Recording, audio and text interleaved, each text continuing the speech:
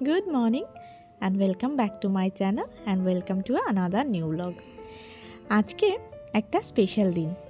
কি স্পেশাল দিন তোমাদেরকে একটু বাদে বলছি। এখন দেখো আয়ুষকে যাচ্ছি স্কুল থেকে আনতে। একটু শর্টস ভিডিও করছিলাম, সেই কারণে লিপস্টিকটা পরা। রাস্তায় যেতে যেতে দেখো হঠাৎ করে ঘাবড়ে গেলাম। কেন বলো তো? ঘাবড়ে গিয়ে পিছনে সরে গেলাম, কারণ পায়ের কাছে একটা বিশাল বড় দাঁড়ার সাপ চলে এসেছিল, আর সেইটা দেখেই হঠাৎ করে একটু ঘাবড়ে গেলাম। আমাদের এখানে সাপ দেখাটা খুবই সাধারণ জিনিস। যাচ্ছি আয়ুষকে স্কুল থেকে আনতে। স্কুল থেকে এনেই আমার যেটা প্রথম কাজ সেটা হলো স্কুলের CW খাতাটা চেক করা, আর স্কুলের ব্যাগ থেকে জলের বোতল আর টিফিন বক্সটা বার করে দেখা যে টিফিনটা খেয়েছে কিনা। এই দেখো, এইটা হলো আজকে CWর কাজ। মোটামুটি দেখো মাঝে মাঝে দিনই কিন্তু গুড পায়। আজকে দুপুরবেলা কি মেনু হয়েছে চলো তোমাদের সঙ্গে একটুখানি শেয়ার করে নিই। আজকে যদিও একটা স্পেশাল দিন, কিন্তু তবুও দুপুরের মেনুটা একটুখানি সাধারণই হয়েছে। এই দেখো, এখানে মা তৈরি করেছে লাউ শাক। শীতকালে বিভিন্ন ধরনের সবজি দিয়ে লাউ শাক, আর এই যে দেখতে পাচ্ছ আলু দিয়ে পেঁয়াজ কালি এবং বেগুন দিয়ে হয়েছিল আমোদি মাছের ঝাল। দুপুরে খাওয়া দাওয়া করে চলে এসেছি রাত্রিবেলার জন্য রান্নার একটু প্রিপারেশন করতে। আজকে একটা বিশেষ দিন। আজ থেকে 8 বছর আগে আজকের দিনই আমার বিয়ে হয়েছিল, তাই জন্য আজকে হলো আমার 8ম বিবাহ বার্ষিকী। যদিও বিবাহ বার্ষিকী বলে কোনো স্পেশালিটি কিন্তু আজকে আমার কাছে নেই, কিন্তু তবুও যেহেতু বিবাহ বার্ষিকী এবং যেহেতু সকলেই জানে, সেই জন্য সামান্য একটু রাতের আয়োজন করা হচ্ছে। রাতের আয়োজনের জন্য আজকে সেই জন্য তৈরি করব কড়াইশুঁটির কচুরি, কিমা চানা, আর করব হলো চিকেনের একটা প্রিপারেশন। অবশ্যই তোমাদের সঙ্গে সেগুলো শেয়ার করব। এই রান্না আর খাওয়া দাওয়া ব্যতীত আর কিন্তু কোনো কিছুর আজকে কিন্তু সেরকম প্রোগ্রাম নেই। চলো তাহলে এটাকে আগে রেডি করে নিই। দেখতে দেখতে 8টা বছর কাটিয়ে আসলাম এই বাড়িতে। আজকে 8 বছর পর মনে হচ্ছে কতদিন করে যে 8 বছরটা কাটলো বুঝতেই পারলাম না। আর বিশেষ করে আয়ুষ হয়ে যাওয়ার পর থেকেই সময়টা হু হু করে কেটে গেল। এই যখন আয়ুষ ছোট ছিল তখন ভাবছিলাম কবে আয়ুষ একটু বড় হবে আর রাত্রির জায়গাটা আমার বন্ধ হবে। তারপর যখন আয়ুষ আরও একটু বড় হলো, আয়ুষের দুষ্টুমি, ঘর নোংরা করা, আঁকিবুকি করা, গুটি গুটি পায়ে এদিক ওদিক ছুটে বেড়ানো, সেইগুলোতে ভাবতাম যে আর একটু যদি বড় হতো তাহলে হয়তো একটু শান্ত হয়ে যাবে। এখন যখন বড় হয়েছে, এখন পড়াশুনো এইসব নিয়েই আয়ুষ ব্যস্ততা। সত্যি কথা বলতে কি, সময়ের মতো চলতেই থাকে, আর আমরাও আমাদের মতোই সময়ের সাথে সাথে প্রবাহমান। তাই জন্য 8 বছরটা এরকম হাসি মজা, সুখ দুঃখ, অশান্তি সমস্ত কিছু নিয়েই কেটে গেল। এখানে আমরা কড়াইশুঁটির কচুরির প্রিপারেশনটা আমি বসিয়ে এসেছি, আর এখানে দেখো মা আয়ুষকে খাইয়ে দিচ্ছে। যদিও আয়ুষ লাউ শাক বা অন্য কিছু খাবে না, তাই ডাল আর পাঁপড় ভাজা।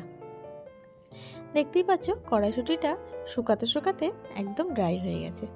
কড়াইশুঁটিটা যখন আমি প্রথমে শুকাতে বসেছিলাম, দেখতেই পারলে সামান্য একটু হিং এবং সাদা তেল দিয়ে ভালো করে কড়াইশুঁটিটাকে শুকিয়ে নিয়েছি। রাতের রান্নার প্রিপারেশন করে খাওয়া দাওয়া কমপ্লিট করে নিয়েছি। এখানে আয়ুষকে মা পানি ফল ছিলে দিচ্ছে, আর সেগুলোও খাচ্ছে। আয়ুষ যে কোনো ধরনের ফল খেতেই ভীষণ ভালোবাসে, তাই এখন হঠাৎ করে তার বায়না উঠেছে কদিন ধরেই পানি ফল খাবে। সেই জন্য মা আয়ুষকেও পানি ফল ছিঁড়ে দিচ্ছে, আর আমাদেরকেও দিচ্ছে। আমাদেরকে বলতে আমাকেও দিচ্ছে, মা নিজেও একটা দুটো করে খাচ্ছে। আজকে রাত্রিবেলা আমরা যেরকম সকলে খাবো ঘরের লোক, সেরকম নিচেও বড় যা, ভাসুর এবং ভাসুরের ছেলে, ওদেরকেও একটুখানি রান্না করে দেওয়ার ইচ্ছা আছে। আর আছে হলো আয়ুষের আন্টি। এই কজন মিলেই আজকে আমরা রাত্রিবেলা এই অ্যানিভার্সারিটা সেলিব্রেশন করব। বলেই দিয়েছিলাম প্রথমে চিকেনের একটা অন্যরকম প্রিপারেশন করব, তার জন্য সামান্য একটুখানি কাজু বাদাম আগে পেস্ট করে নিয়েছি। আর এখানে দেখো, এখানে মোটামুটি 4টে কি 5খানা বড় সাইজের পেঁয়াজ কুচো করে নিয়েছি। এই পেঁয়াজগুলোকে ভালো করে বাদামি করে আগে ভেজে নেব। দেখো পেঁয়াজটা বাদামি করে ভাজা হয়ে গেছে। এর মধ্যে আমরা এবার দিয়ে দেবো আদা আর রসুনের পেস্ট।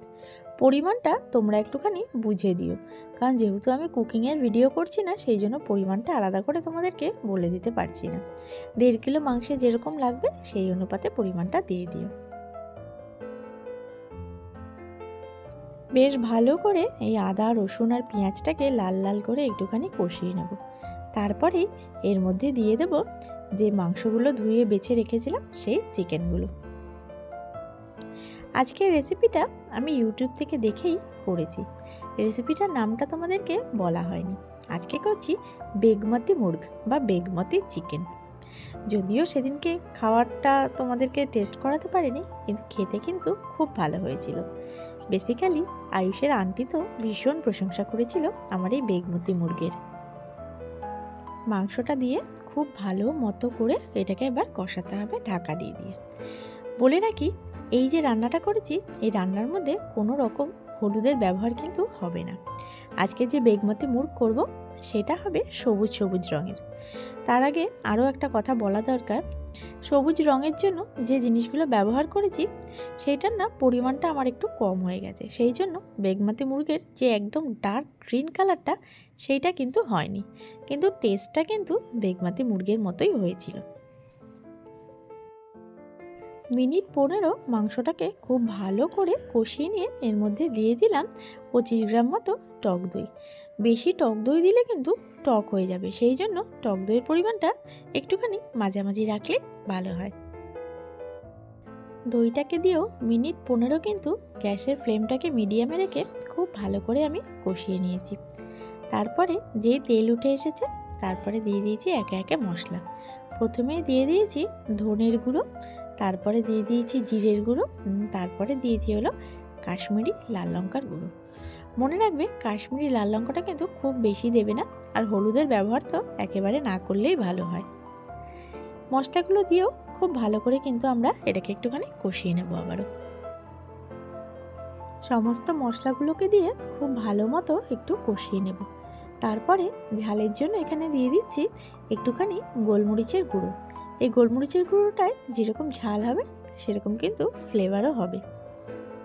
দেখো, আরও মিনিট 10-15 ভালো করে কষাতে কষাতে তেল আর জলটা ভালো মতো উঠে এসেছে। এবার দিয়ে দিলাম এর মধ্যে কাজু বাদামের যে পেস্টটা সবার প্রথমে করেছিলাম, সেই কাজু বাদামের পেস্টটা। কাজু বাদামের পেস্টটা দিয়েও কিন্তু একদম মিডিয়াম ফ্লেমে ভালো করে কষাতে হবে। তেলের পরিমাণটা কিন্তু অবশ্যই বুঝে ব্যবহার করবে, কারণ কাজু বাদামটা দেওয়ার পর কিন্তু আরও বেশি পরিমাণে তেল উঠতে থাকবে। কাজু বাদাম দিয়ে এটা ভালো করে কষতে কষতে চলো এবার দেখিয়ে দিই বেগমতি চিকেনের আসল যে জিনিসগুলো সেটা কি। এখানে আমি কিছুটা পরিমাণ ধনেপাতা আর কিছুটা পরিমাণ পেঁয়াজ পাতা নিয়ে নিয়েছি। এবার কড়াইতে একটু জল গরম করে ধনেপাতা আর পেঁয়াজ পাতাটা একটুখানি হালকা ভাপিয়ে নেব। ধরে নাও এই আধা মিনিট কি 1 মিনিট মতো, তার বেশি কিন্তু নয়। এবার একটা পাত্রের মধ্যে একদম ফ্রিজ থেকে আনা ঠান্ডা জলটা বেড়ে নেব। এই ঠান্ডা জলের মধ্যে ধনেপাতা আর পেঁয়াজ পাতাটা কড়াই থেকে তুলে সঙ্গে সঙ্গে দিয়ে দেবো। তাতে কি হবে জানো তো, তাতে ধনেপাতা আর পেঁয়াজ পাতার যে গ্রিন রঙটা সেটা ঠিক থাকবে, কালো হয়ে যাবে না। তারপর আর কি, তারপর মিক্সিতে একটু পেস্ট করে নিলেই হয়ে যাবে ধনেপাতা আর পেঁয়াজ পাতার পেস্ট। মাংসটা কষে উঠলে সেই পেস্টটা আমরা এবার মাংসের মধ্যে দিয়ে দেবো। রেসিপির প্রথমেই বলেছি এই পেস্টটা আমার পরিমাণে একটু কম হয়ে গেছিলো। তোমরা যারা 1.5 কিলো মাংসেতে এই পেস্টটা ব্যবহার করবে তারা কিন্তু আমি যতটা নিয়েছি তার থেকে ডাবল ইউজ করবে, তাহলে কিন্তু আরও একটু খেতে ভালো হবে। এবার আর কি, সমস্ত মশলাটাকে খুব ভালো করে মিশিয়ে মিনিট 2-3 নাড়াচাড়া করে রান্না করলে হয়ে যাবে আমাদের বেগমতি চিকেন। এই যে মশলাটা দিলাম ধনেপাতা আর পেঁয়াজ পাতার পেস্টটা, এইটা দিয়ে কিন্তু বেশি ফোটাবে না, তাহলে কিন্তু ধনেপাতা আর পেঁয়াজ পাতার যে টেস্টটা এবং ফ্লেভারটা সেটা নষ্ট হয়ে যাবে। যে দেখছো মিষ্টিটা, এই মিষ্টিটা ঠাকুরকে দিয়েছিলাম, এইটা সেই জন্য এঁঠোর পাতে কাউকে দেব না। আর এই যে মিষ্টিটা দেখছো, এই মিষ্টিটাই সকলকে আজকে সার্ভ করব। ওইটা যেহেতু ঠাকুরের, সেই জন্যই এঁঠো পাতে দেব না। চিকেন রান্নাটা পুরোপুরি কমপ্লিট হয়ে গেছে। এবার হবে হলো কড়াইশুঁটির কচুরির প্রস্তুতি। যদিও ভিডিওটা বেশি বড় করতে চাই না, সেই জন্য সমস্ত রেসিপিগুলো তোমাদের সঙ্গে শেয়ার করলাম না। কিমা চানাটাও কিন্তু তোমাদের সঙ্গে শেয়ার করা হয়নি, সেই জন্যই তো বললাম ভিডিওটা বেশি বড় হয়ে যাবে, তাই করলাম না। অন্য কোনো দিন তোমাদের যদি ইচ্ছা থাকে তাহলে অবশ্যই কিমা চানার রেসিপিটাও তোমাদের সঙ্গে শেয়ার করব। এই দেখো আইটা কি সুন্দর ফুলকো ফুলকো কড়াইশুটির কচুরি ভাজছে। জানো তো কড়াইশুটির কচুরিটা হেভি খেয়েছিলাম কিমা চানা দিয়ে। এই দেখো বলেছিলাম না, একদম মাটন কিমা দিয়ে করেছিলাম হলো কিমা চানা। এইটা রেসিপিটা যদি লাগে অবশ্যই তোমরা কমেন্টে বলো, আমি একদিনকে করে তোমাদেরকে দেখাবো। আর এখানে দেখো নিচে বড় যাদের ঘরে দেব সেই জন্য ভালো করে সুন্দর করে প্লেট সাজিয়ে নিচ্ছি। আসলে আমি সন্ধ্যাবেলায় সমস্ত কিছু অ্যারেঞ্জমেন্ট করে নিয়েছিলাম, কিন্তু কখন দেব কে কখন খাবে সেই জন্য তাড়াতাড়ি করে রান্নাবান্না করে দিয়ে এসেছিলাম, যার যেরকম সুবিধা মতো খাবে সেই কারণে।